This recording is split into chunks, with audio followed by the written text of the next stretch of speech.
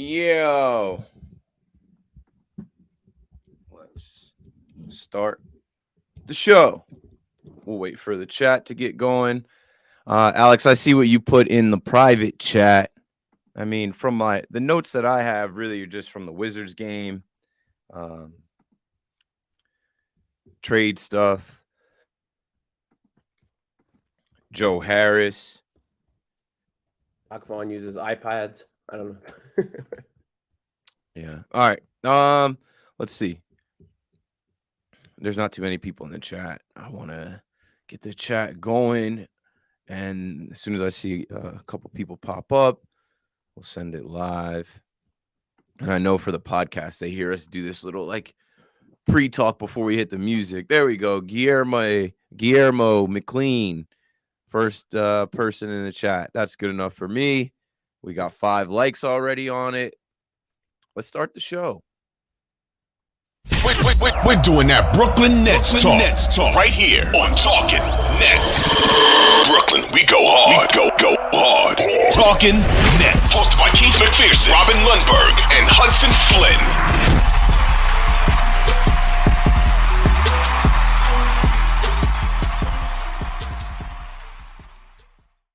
Yes, sir. Welcome back to Talkin Nets, episode 178.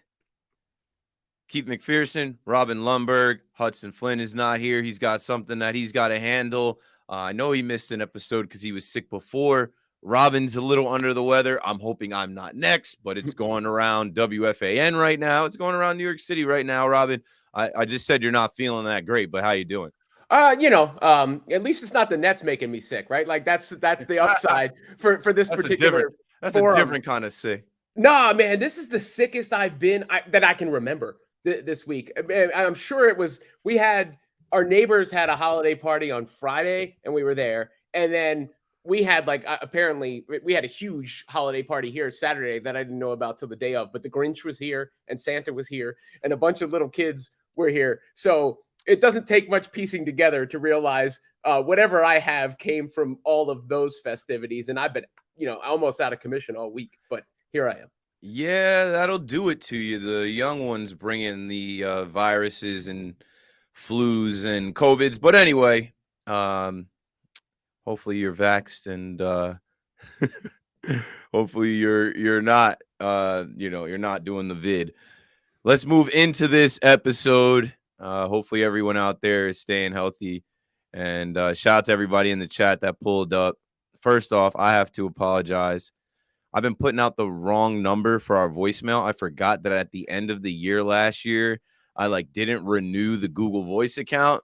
So I've been saying, call the voicemail. And I'm like, why aren't we getting any voicemails? And then today I called the voicemail and it was like, your number cannot be completed as dialed. I'm like, oh, all right. So now we got a new voicemail. Mm-hmm. The voicemail number is now on our Instagram and Twitter.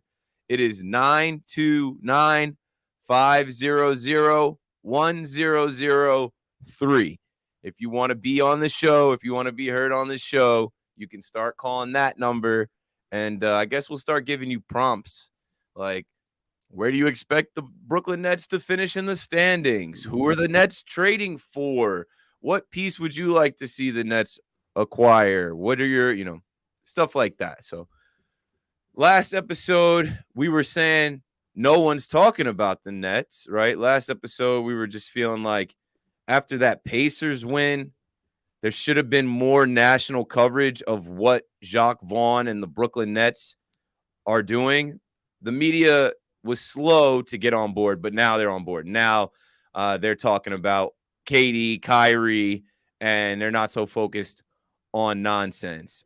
It's a good time to be a Nets fan again. It's a good time to and as I said that, I know someone is calling the voicemail right now. So it's popping there. The old one went the way of Steve Nash. The new one is the Jacque Vaughn voicemail. As I say that, because I have to connect my phone to the Google Voice as a second number. It goes to that voicemail. I just got to ignore the call. But as soon as I said that, someone just called. So we'll potentially get a voicemail played on this episode.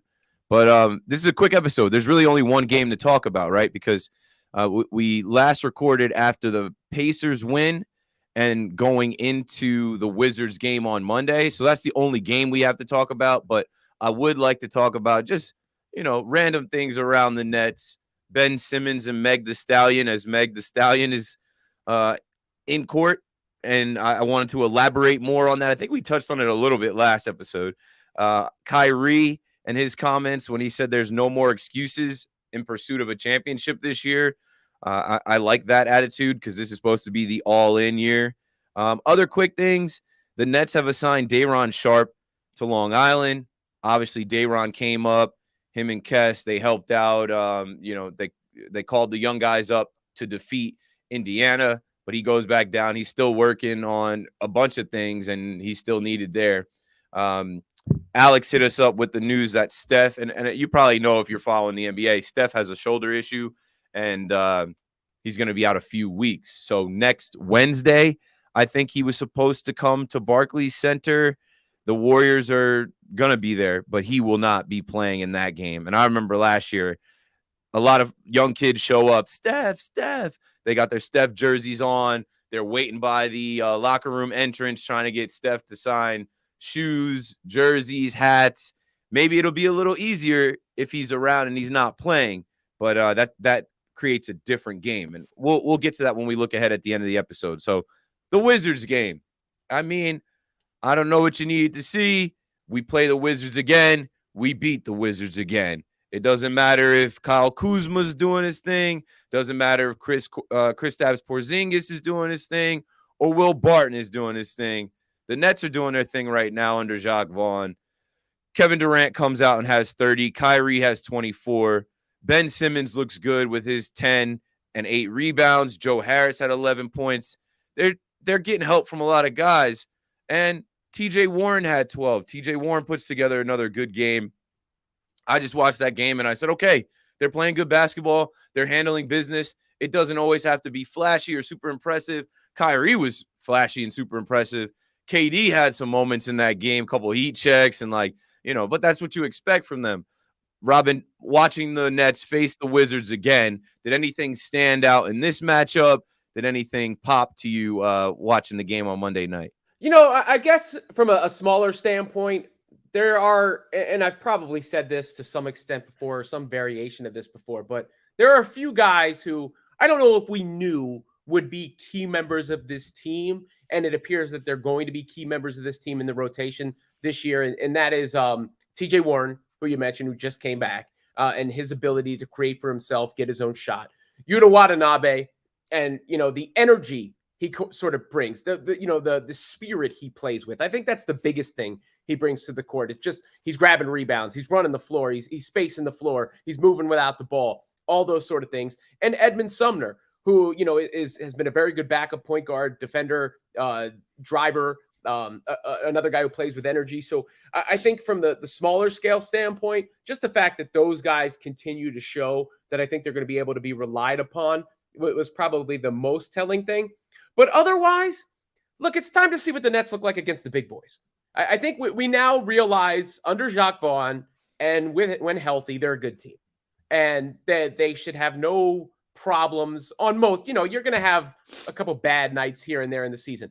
But on most nights, disposing of the likes of the Wizards or the Raptors or teams of that ilk.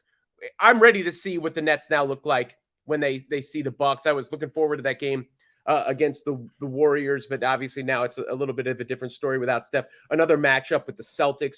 I want to see how the Nets now stack up against those teams, because that's the next rung on the ladder that they got to climb.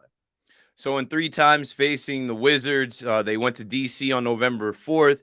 The Nets beat them 128-86, smacked them. That was an all-time embarrassment for D.C. Then the next time they came to Brooklyn, they beat the Wizards 113-107. Then they go back to D.C. Monday. The Nets beat the Wizards 112-100. The Wizards are probably trading guys. Bradley Beal didn't play in that game. And Kyle Kuzma's probably out of there. Someone's going to probably pluck him from them. And like Robin just alluded to, you don't really write home beating the 11-17 Washington Wizards without their best player. But a win is a win is a win, especially in this week where they played Monday, and I think it was Nick Claxton said something like it felt like a mini all-star break with these days off, Tuesday, Wednesday, today, 3 days in the middle of the week in an NBA season in December to have off is a luxury. They were back on the court shooting around today. And this news just broke. I saw Alex put it in the chat, and I went to go find more information on it. So we talked a lot about the Pacers game, right? We wanted more attention on the Pacers game, but not this kind of attention. The Nets were fined for, let's see, I'll read the Brian Lewis tweet, okay? So the way that the Nets went about doing their business, the NBA today announced that the Nets have been fined $25,000 for failing to comply with league policies governing injury reporting. So you ask for the attention, and the NBA starts to look into it, and we know all about load managing and resting players and how people feel about, like, oh, man, KD and Kyrie are coming to Indiana. I circled this game. I spent my whole summer's paychecks to get good seats for this game, and they're not going to play. Well, Brian Lewis went on to write that the fine for the Nets 8 men out game over the weekend in Indiana, he asked Jacque Vaughn at the time if he expected to hear from the NBA, considering Adam Silver's views on load management and stars missing games. And he said, considering it seems like every year we hear from Adam Silver about load management and stars not playing, and this case is more extreme than most, would you expect that the league might say something to you? And Jacque said, I think everything that is reported today has been documented. And so whatever that is, we know that Seth and Joe, they had off-season ankle injuries. There's no argument to that.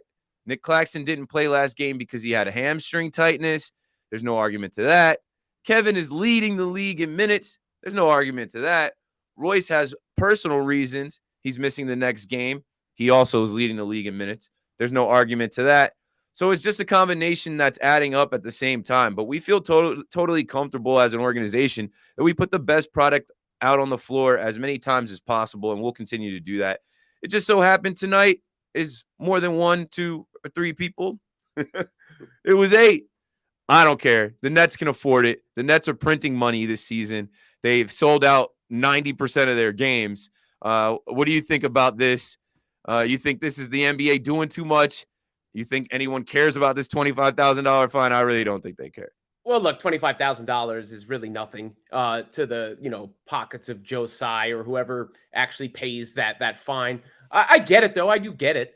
And this is not me being critical of the Nets. Like, I also get why the Nets did that. And in some ways, it's smart to choose one game, right? Instead of spacing it out over time and having it be a repeat thing, it was all in that one game. So you could really argue they've been better than maybe other teams. I'd have to look at the way other teams have handled those situations where it was really only the one time.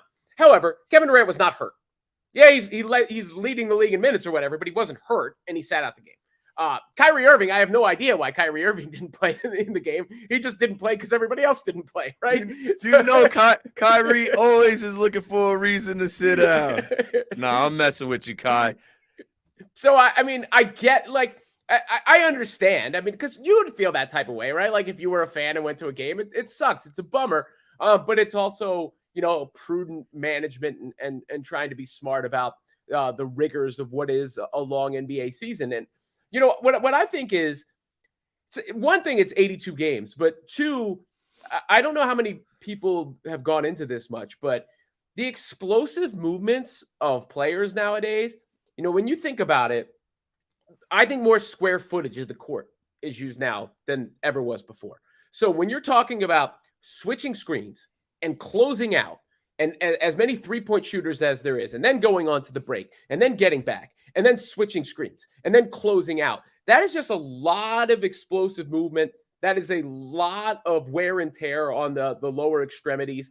And when you condense the schedule and you're playing games back to back, or when it was 9 games in 14 days or whatever the case it was, yeah, that can, I think, lead to some of the injury accumulation that we see nowadays, that when you get older guys saying, well, back in our day, it didn't happen like that. Well, back in the day, homeboy was dribbling the ball up the court.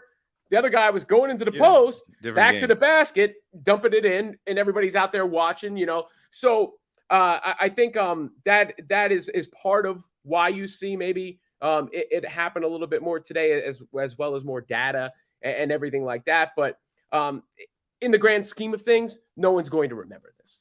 Give it another week, and we will never speak of that game again. Yeah, it's insignificant. If the Nets lose to the Pacers, do the NBA really look into it and say, hey, you rested all those guys? If the Nets lost, they're probably like, take that L. But it was a big win. It surprised a lot of people. And how about the fact that Seth Curry didn't start the season on time? TJ Warren didn't start the season on time. Ben Simmons missed time. Utah missed time twice. Like, we had injuries. We had legit concerns. Joe Harris missed a couple of games. Like, we had legit concerns around the health of guys right away, which forced KD, Royce, Nick Claxton missed some time to play all those minutes. I don't know. I don't think it really matters. It's $25,000. They could find 50 people in the organization to put up 500. Not that they would have to pool the money, but it's not a lot of money for the Brooklyn Nets. They asked Kyrie to put up $500,000 for the Anti-Defamation League.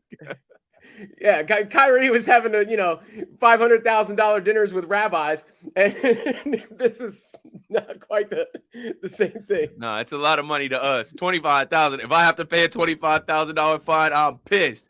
But if Joe Tsai's like, yeah, handle that. If I have to pay a $25,000 fine, I'm broke. Yeah, that's depleting whole account. All right, so moving on from that, man. And I see you guys talking in the chat already. The conversation shifts. Trade talks. And today we learned that the Cavaliers are interested in Joe Harris. Oh, they want to bring the boy home. And Kenyon Martin Jr., there's another Nets connection. Obviously, his dad was a favorite Net. But I said to AJ from Nets Kingdom, he posted this. I said, Big J or no deal. If Jared Allen's not in the deal, we don't want to do it. But of course you want to explore that. I don't know exactly who they'd be sending back from the Cavaliers, but it's time. We're less than 2 months away from the trade deadline. We're approaching Christmas. Everybody is already going to be on those trade machines. It's the 15th. We're in the middle of the month, 10 days from Christmas. People are trying to cook up and figure out who's going where. The rumors are starting, and I'm not a big trade machine guy, but I do feel like this year the Nets are a trade or a move or two away from actually being a contender. Yeah, they're contending right now, but like Robin alluded to, when they play the big boys, what are they going to look like? And literally when they play the big boys, Giannis, Embiid, what are they going to look like? And I don't know, but I will say this before I pass it to Robin. Sean Marks, I'm looking at you. Sean Marks, this is your time to shine. Sean Marks, get on the phone and do what you got to do to shore up this team. This team is deep. We definitely don't need all of these guys. We could use a couple other guys. It's on you, boss. Yeah, I mean, I'm in the trade machine right now trying to see what would work with Cleveland. Here's the thing. I would trade Joe Harris if they can. I am terrified of Joe Harris in the playoffs. And it's a tough proposition with him because he's like a homegrown guy in a sense. Obviously, he wasn't drafted by the Nets. They look at him as a homegrown guy. He came from the Cavs to the Nets. Yeah, he came of age as a member of the Nets. And I think there's an attachment there, especially when it felt like the soul of the team was traded, right? Like all those guys you just mentioned, Jared Allen, all those guys gone. So he's kind of the last remnant of that. With that said, and he's played better. He plays hard. He's played better. I know he's dealt with injury. I just, from the Milwaukee series, that scarred me to a certain extent. And I've brought it up on this show several times, but I just feel like there's so many instances where there's a loose ball that he could get to and it turns into a foul. Or he drives into the lane and he's blocked and it turns into a layup. Or he's got the open three, the thing he's paid to do, and that's the one he doesn't make in a big spot. Karis LeVert for Joe Harris works straight up. I don't know if that's a move they're willing to make because it's I don't think they do that. I would love that. Well, I mean, then who are they trading, right? Like, because you're obviously not trading Evan Mobley or anybody like that, or Donovan Mitchell or Jared Allen, or and you have to make the salaries match. So let me see. How about they're gonna send us Kevin Love, Isaac Okoro, and Ricky Rubio? That doesn't work either. It's tough to make or how about Jetty Osman, and let's try Jetty Osman and Darius Garland. That doesn't work either. Darius Garland would be great. They're not trading Darius Garland. So, you have to be realistic. A lot of times, and this is common, not just amongst Net fans, but every team's fan base, like the return that they get for what they give is not exactly in proportion. Sean Marks is going to get us Robin Lopez. We'll have Arlo as the Nets, Belo's brother. Who knows, man? We'll have plenty of podcast time to talk about potential trades. That's part of being a Nets fan. I feel like Nets fans every year are looking at this guy and that guy and on the trade machine and hoping and wishing. And, you end up with like James Harden or Ben Simmons or Andre Drummond or Seth Curry. And yeah, you end up losing Jared Allen and Karis LeVert. Nobody had that trade machine going. But I mean, other than that, a little bit of injury report stuff came out. So Seth Curry, right hamstring tightness, is questionable for tomorrow. Patty Mills, non-COVID related illness. See, someone's going around here in New York. He's doubtful for tomorrow. So that means he's sick. And like he probably just got sick and they're not expecting him to sleep it off tonight. Nick Friedel said that Patty Mills did not practice today because of the illness. He's doubtful. So he's not feeling, he's feeling worse than Robin. He might have what Hudson had a couple weeks ago. I missed, like, essentially I tried to power through a day of work on Tuesday and I just even couldn't, and I've never missed work. So whatever's going around is something serious. So hamstring tightness, though, that goes around the net. The Nets have to lead the league in hamstring tightness. I think hamstring tightness is another word for we're resting him. Hamstring tightness, yo, like, but James Harden had wrong. hamstring tightness, and then his hamstring fell off. And Yuta Watanabe had hamstring tightness, and he was. It was always BS. I'm like, okay, we know Harden like tore his hamstring, but before they ended up trading him to the Sixers, he had hamstring tightness, and I'm like, he just didn't want to play. He sold in that game against the Kings. His hamstring was fine. He just forced his way out. But yeah, that's where we're at for this Raptors game coming up. And I expect the Nets to beat the brakes off the Raptors. Maybe not blow them out, but they're facing the Raptors again. And if I scroll back, December 2nd, Nets defeat the Raptors 114-105. November 23rd, Nets defeat the Raptors 112-98. And I expect them to get another win. Oh, October 21st, Nets defeat the Raptors 109-104. So we're going on another team facing them 4 times. That familiarity is there. They know what's up. Like, they know they can't rock with the Nets. They just lost to the Kings yesterday. They just lost to the Magic on Sunday. They lost to the Magic on Friday. Bowling those boys. So the Raptors are cooked right now. I know the Nets do not fear them, and that should be another win. So the Nets are 17-12, 5 games over 500, looking to be 6 games over 500 before Sunday, heading to face the Pistons. Do I got to scroll back and tell you how we've already beat the Pistons? Nah, you know. So I'm looking at this Nets team being 7 games over 500 before Steph Curry and the Warriors come to town, where Steph's not going to play. But I was kind of worried about this next stretch. I was like, okay, you got the Warriors on Wednesday, December 21st. You've got the Bucks on Friday, December 23rd. And then you got to go face the Cavaliers on Monday, December 26th. I'm like, that could be a interesting 3 games. But I think they'll beat the Warriors. And then we'll see if Giannis is like running into people and playing football and taking 13 seconds to shoot his free throws and knocking over ladders and stuff like that. And then the Cavs, they're going to want a good look at Joe Harris. So I hope Joe Harris balls out on Monday, and we'll see what we can get. What are you thinking about these upcoming games and where the Nets stand? Like, the Nets stand to, I think they won 8 out of 9. I don't see them losing in these next 3 games, like they're going to have a nice run here. They're going to put together a nice stretch of games early, which as a fan, it just makes you feel good about their standings, where they are, where they're going. They're already in 4th. They can climb and be at the top of the league. And I just feel good about where they're headed under Jacque Vaughn. This team, man, like the never know Nets, I'm starting to get some clarity on who they are and what they are. Yeah, I mean, look, I don't think at the beginning of the season, I could have told you, honestly, I would have thought the Nets would be 5 games over 500 right now. And if you look at the landscape of the league, you have Boston and Milwaukee. Then you have Cleveland, who the Nets are only a game behind Cleveland. They could pass them when they play them next week. Do I think the Cavs are better than the Nets, more talented than the Nets? No. When you go out west, I mean, even beyond beyond Cleveland in the East, what's the next team up? The Sixers, Joel Embiid saying the fans want to trade him over there.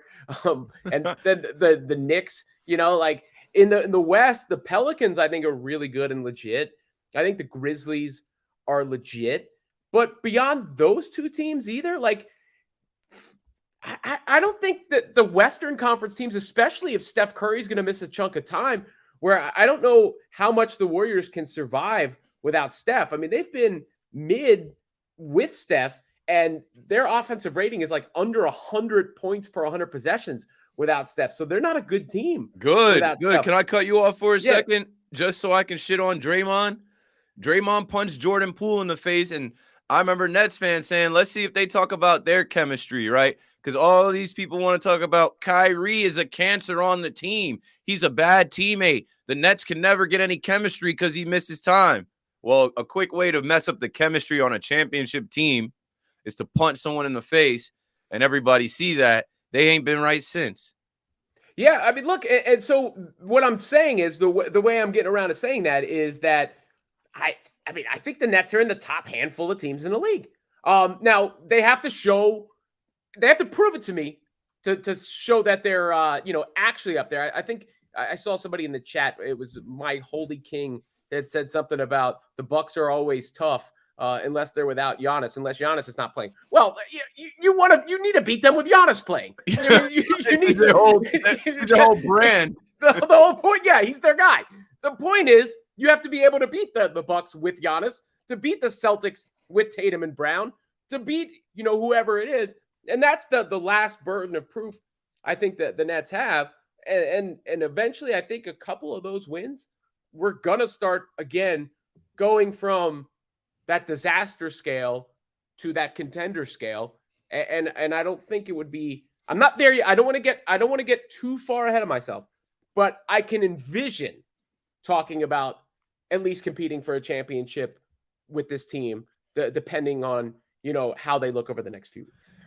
And Kyrie came out after the game and he said, no more excuses, right? So I was reading an article. Let's see if I can find that article. If you watch the post game, and that's the kind of energy they should have. He basically said there's no excuses, which also lets you know, like, yo, they're all in on this year. Finally, like, it took some time. But, like, that's what you should want as a fan, because we don't expect Kyrie to be re-signed. We don't know if KD requests a trade after this year.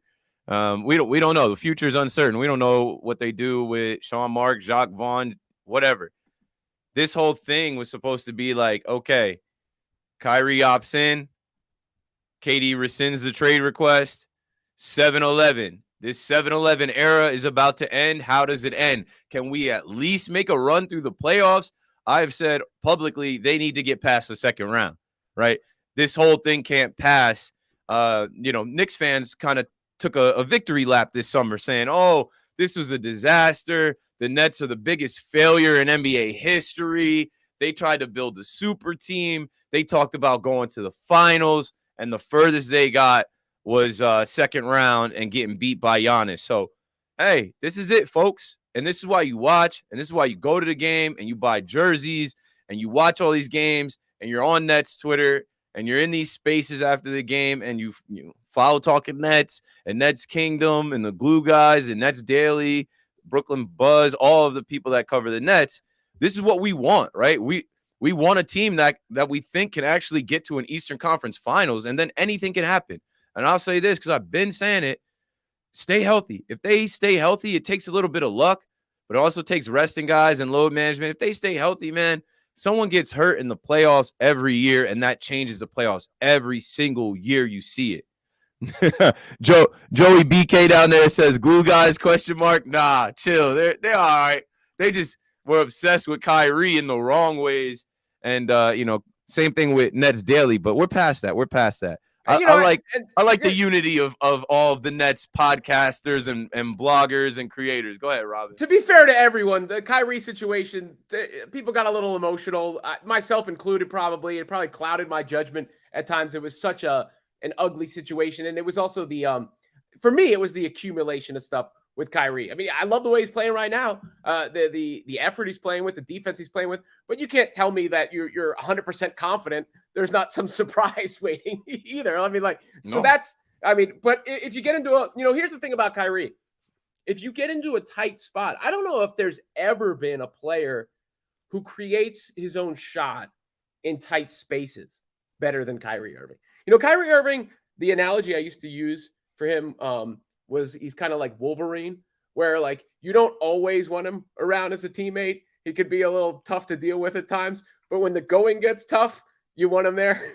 Wolverine is a good analogy, a good comparison. On WFAN the other night, I said, the sun could shine, the wind can blow, and Kyrie could wake up on one, and Wolverine could wake up on one too, and do some things that mess up the whole game plan for the X-Men.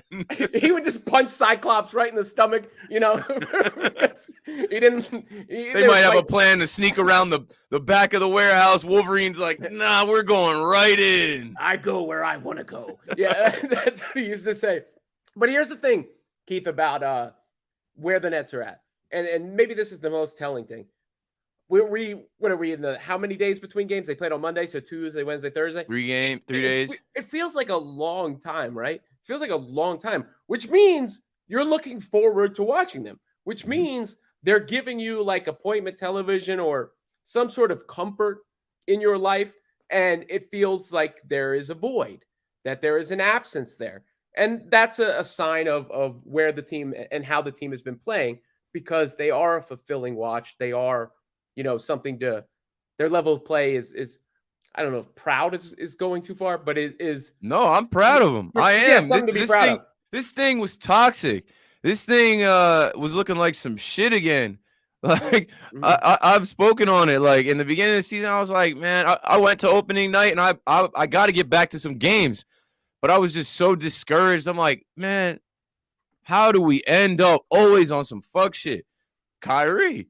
Yeah. And as much as we love to watch Kyrie, we don't know when the next thing is going to come. So we hope he just sticks to doing what he's doing and creating shots and wowing everyone. I mean, the other day I was saying the NBA's changing all these trophies, the Michael Jordan trophy, the Bill Russell trophy, okay, for what? I'm like, if you guys want something to do, put Kyrie in the NBA 75 or 76, because that man is one of the best players we've ever seen. He's different. So I don't know. Skill-wise. I think this is the last of him in Brooklyn, and I think he knows that.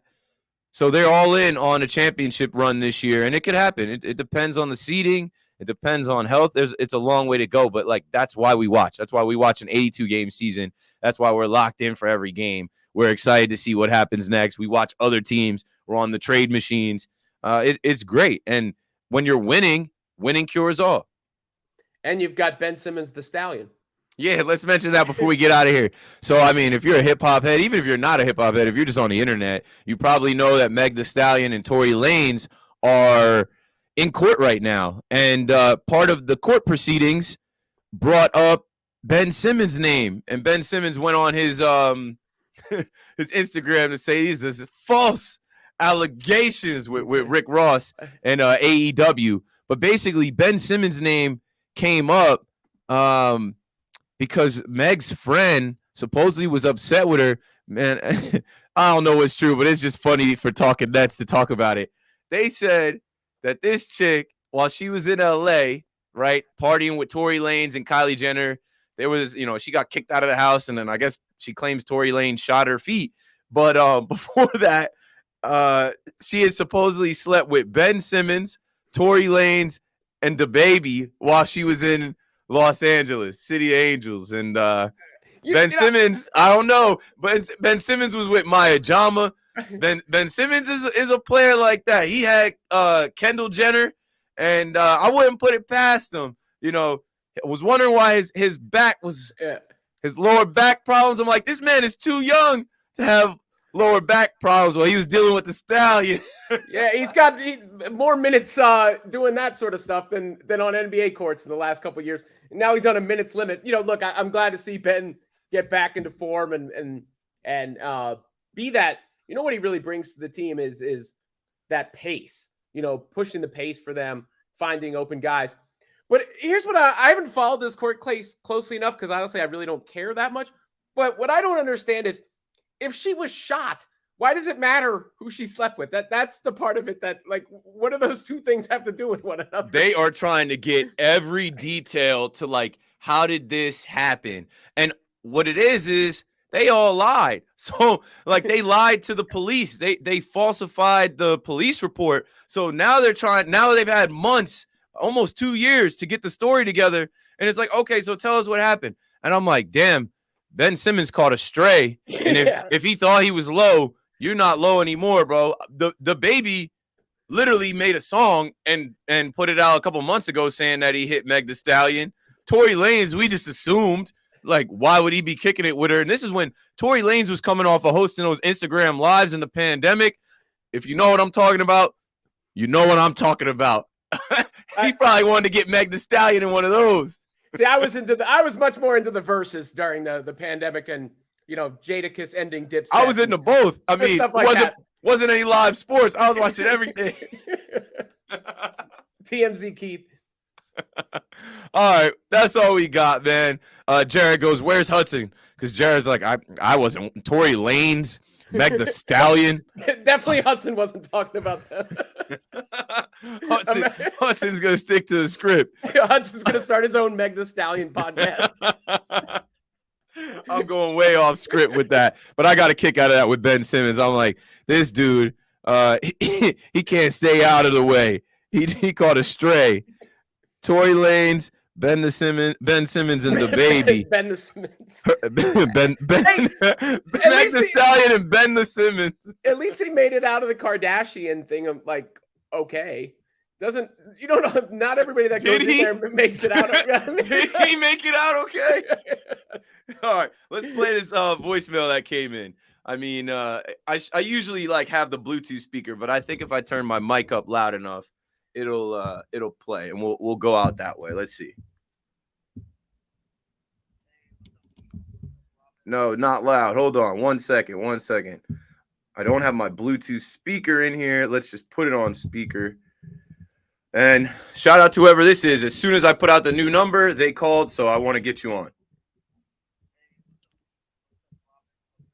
Why won't this play loud? Yeah, I'm having a tough time hearing that. All right, Robin, you take it over for 2 minutes. I'm going to get the speaker. All right. I'm going to read some of these things in the chat. William Simmons says, I think Kyrie will be back. Well, Kyrie will be back with the Nets if they, like, win a championship, perhaps. It's tough. It's tough to predict anything with Kyrie Irving. Let's just put it that way. I'm out of the Kyrie Irving prediction business. I don't think that serves anybody too well. Jared Williams says, "Wait, she destroyed the season." Look, I'm not putting anything on poor Meg. I don't. No, she didn't. She didn't destroy anyone's season. She might destroy her career because. I mean, if you're paying attention to that, people are like, "Hey, hold her accountable if she snitched and lied or whatever." And I'm like, "Damn." So did she get shot or not? She did get shot, right. But they're trying to figure out whether it was Tory Lanez, whether it was this chick, or what exactly happened, man. I mean, well, if she got shot, I feel bad for her. I do feel bad for her, but if she lied, she lied. You got to tell the truth. Hey, what's up, Keith? What's up, Robin? Hope y'all having a good day. Name Izzy. Trade season here. Nets is really doing really good right now, man. I feel like there's a little bit of improvements we can make to this roster. I'm hearing John Collins is trending, so maybe we go ahead and get John Collins. If you get John Collins, maybe you can go ahead and get a vet center because I feel like getting a stretch big at this point would be too difficult So my idea, Hassan Whiteside, man, was known for blocking shots and grabbing a whole bunch of boards. What's your thoughts, man? Appreciate it. I understand the thought process. I don't think a traditional big helps the Nets. I don't think that's the way they play. Whiteside is not currently in the NBA.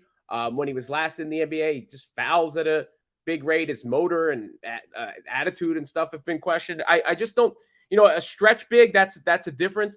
I don't think the Nets need a traditional big as much as the people clamor for. I think they're small in the backcourt, which I brought up before, because you got Kyrie, you got Seth, you got Patty, you got Cam. Like if they can upgrade Edmund. Edmund's not really small for a point guard because he's long. No, he actually is long, but he's a guard. I don't know.